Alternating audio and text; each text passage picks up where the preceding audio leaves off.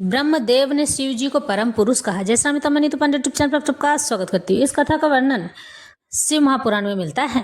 कहते हैं भगवान शिव जितने दयालु और कृपालु हैं उतने ही रुद्र भी हैं, यानी कि उग्र स्वरूप भी है उनका।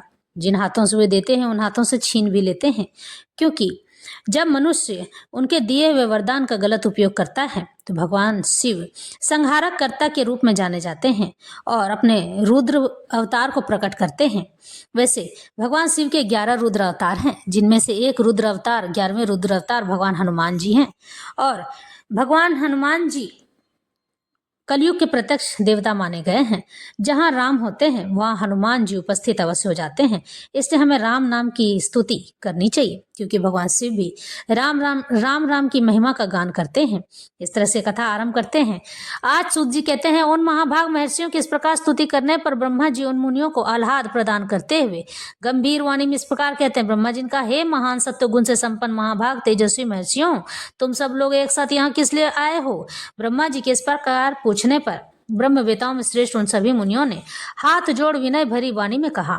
मुनि कहते हैं, हे भगवान, हम लोग अज्ञान के महान अंधकार से आवृत हो गए हैं, उसमें डूब गए हैं।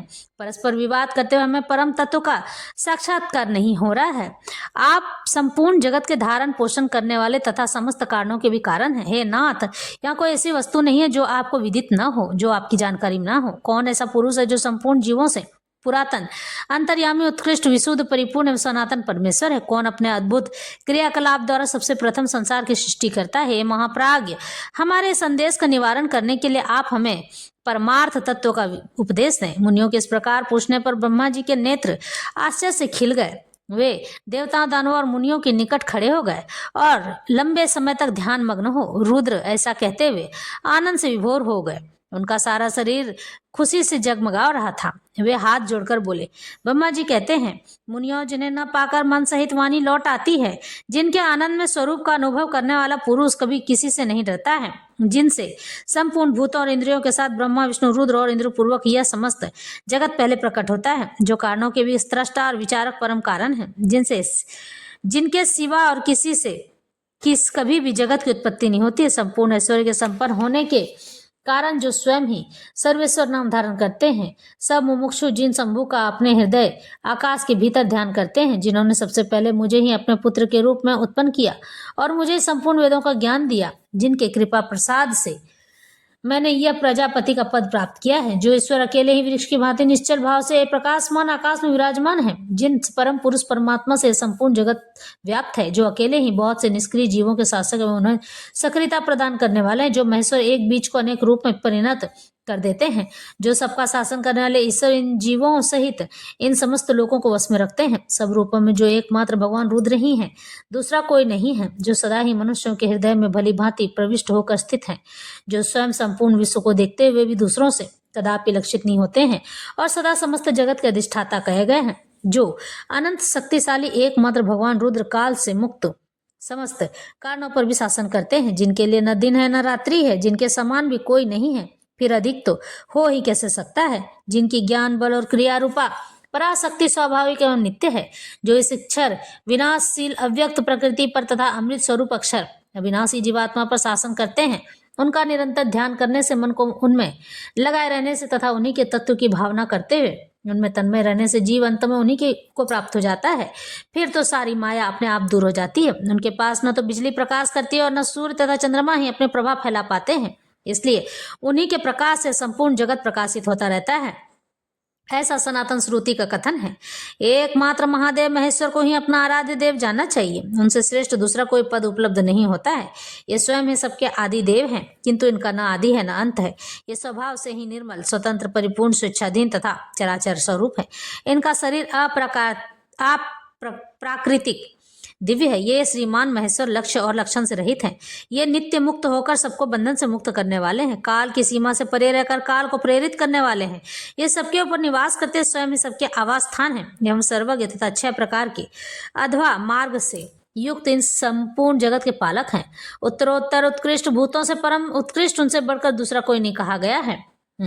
इसी प्रकार ये ही सबको विभिन्न कार्यों में नियुक्त करने वाले माने गए हैं। पराभक्ति से इनका दर्शन होता है, अन्य किसी प्रकार से कभी इनका दर्शन नहीं हो पाता है। व्रत, संपूर्ण दान, तपस्या और नियम, इन सब साधनों को पूर्व काल में सत्पुरुषों ने भाव शुद्धि तथा अनुराग की उत्पत्ति के लिए ही बताया था।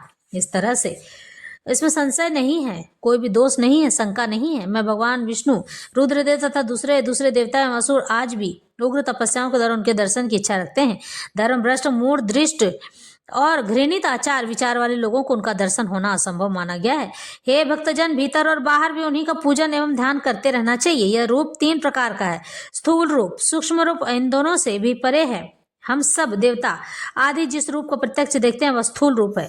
सूक्ष्म रूप का दर्शन केवल योगियों को होता है और उससे विपरे जो नित्य ज्ञान स्वरूप, आनंदमय तथा अविनाशी भगवत स्वरूप है, वह उसमें निष्ठा रखने वाले भजन परायण भक्तों की ही दृष्टि में आता है। भगवत व्रत का आश्रय लेने वाले भक्त ही उसको देख पाते हैं। इस विषय में अधिक कहने से क्या लाभ, मुझसे भी गुमतर एवं उत्कृष्ट यानी कि गुप्त ज्ञान उत्कृष्ट सबसे अच्छा साधन है। भगवान शिव के प्रति भक्ति और उस भक्ति से युक्त वह संसार बंधन से मुक्त हो जाता है, इसमें संदेह नहीं। कहा गया है वह भक्ति भगवान शिव की कृपा से ही उपलब्ध हो पाती है इस तरह से, और उनकी कृपा भी भक्ति से ही संभव होती है। इस प्रकार से दोनों एक दूसरे के आश्रित रहते हैं, ठीक वैसे ही जैसे अंकुर से बीज और बीज से अंकुर होता है। जीव को भगवत कृपा से ही सर्वत्र सब जगह सिद्धियां मिलती हैं। संपूर्ण साधनों से अंत में भगवान की कृपा ही साध्य है। अंतःकरण की शुद्धि या प्रसाद का साधन एवं धर्म और उस धर्म के स्वरूप का प्रतिपादन वेद ने किया है। वेदों के अभ्यास से पहले पुण्य और पापों में समता मानी गई है। उस समता से प्रसाद, प्रसन्नता या अंतः शुद्धि का संपर्क प्राप्त होता है और उससे धर्म की वृद्धि होती है। धर्म की वृद्धि से पशु जीव के पापों का क्षय होता है। इस तरह जिसके पाप क्षीण हो गए हैं उस जीव को अनेक जन्मों के अभ्यास से क्रमशः उमा महेश्वर के तत्व का ज्ञान प्राप्त होता है।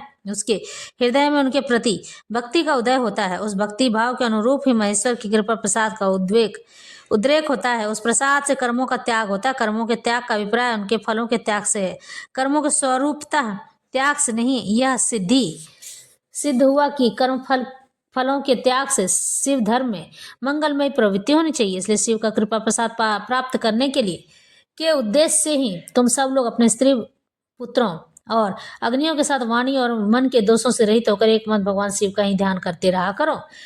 इस प्रकार से ब्रह्मदेव सभी मुनियों को समझाते हैं और उस आश्चर्य को देखकर तुम फिर मेरे पास आना, तब मैं तुम्हें मोक्ष का उपाय बताऊंगा। उस उपाय से एक ही जन्म में मुक्ति तुम्हारे हाथ में आ जाएगी, जो अनेक जन्मों के संसार बंधन से छुटकारा दिलाने वाली होगी। यह मैंने मनोमय चक्र का निर्माण किया है। उस चक्र को मैं यहाँ से छोड़ता हूँ, जहाँ यानी मन का चक्र, मन की गति, मन कभी रुकता नहीं है, वो चंचल होता है और वो भटकता रहता है।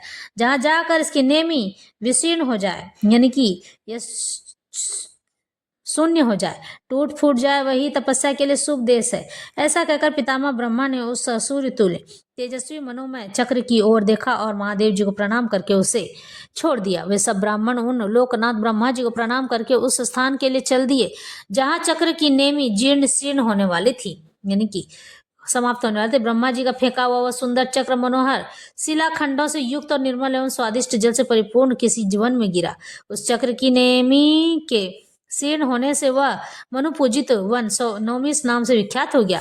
अनेक यक्ष, गंधर्व और विद्याधर यहाँ आकर रहने लगे। पहले के समय में जगत की सृष्टि रक्षा करने वाले विश्व त्रष्टा एवं गार्हपत्य अग्नि के उपासक ब्रह्मज्ञ प्रजापतियों ने वही दिव्य यज्ञ का आरंभ किया था।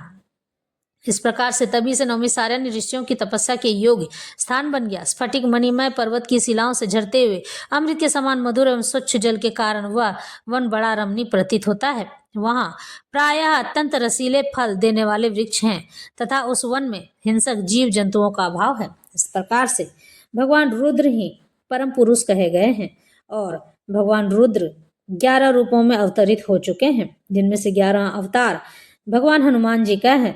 हनुमान जी राम जी को भगते हैं, भगवान शिव भी श्री राम को ही भजते हैं। तो बोलो सियावर रामचंद्र की जय।